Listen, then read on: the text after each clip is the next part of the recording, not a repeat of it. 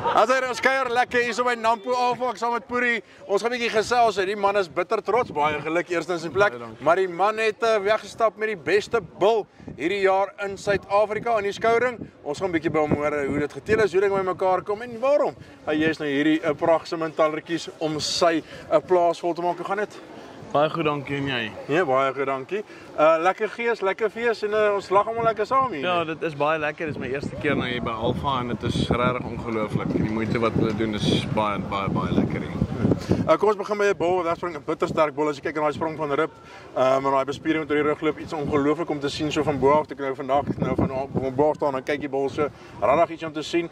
Gee jy 'n bietjie meer agtergrond, waar kom die bil vandaan? Hoe in sy teeling? Ek het die bil gekoop in April by Tybelspruit Simmentallers by Pieter Olofse. Ons is regtig bevoorreg om die bil te kon koop. Die bil het op Lichtenburg reeds goed gedoen. Ek het hom op Nampo geskou ook. Hy het gewen op Nampo en ons was gelukkig genoeg met genade van die liewe Vader het ons hier gewen vandag en dit is baie lekker. Sy teeling is 'n Zarlo seun en hy gaan terug na die ou Rudolf Judies toe. So baie goeie teeling wat daarin is. En ek kan nie wag vir sy kalvers nie. Ja, as ons kyk na die kompetisie vandag, 'n regtig sterk kompetisie. Ek dink as jy kyk na die Europese ras wat binne in die ring gestaan het, regtig moeilike kompetisie in die bulle gewees. Ek dink my plasing by die bulle was bietjie moeiliker as by die vroulike diere. En dan dan voel mens lekker om te sê, maar weet jy wat, hulle moes hard dink en dis lekker om nou weg te loop. Dit is 'n moeilike kompetisie gewees. Ja, dit is altyd so, want ek meen as hulle hier kom as bulle hier kom skou, dan is dit bulle wat alreeds gewen het in 'n interras kompetisie. So dit teen wie jy skou is reeds kampioene, selfs as jou eie bil wat jy bring. So as jy teen ander kampioene skou, dan is dit taaf en dan is dit baie lekker om te wen op die einde. Simmentaller, hier kom jy rede om die Simmentaller deel te maak van jou lewe.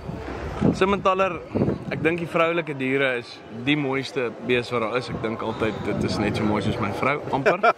Maar ja, die rustigheid en die temperament van die bees self en dan die gehalte van die bees en waar hulle kan aanpas en ek dink in die kommersiële mark, dit is tog waar ons moet dink en ek dink in 'n kruisteeling proses die woord die trose kom by my op en ek dink dit is belangrik vir kommersiële boere wat wil speengewig op hulle speenkalvers hê en ek dink mense moet meer aandag gee aan die Simmentaller bulle. Ek dink hulle gaan baie goed doen. Ons het dit self gedoen by ons op ons kommersiële kring met baie groot sukses.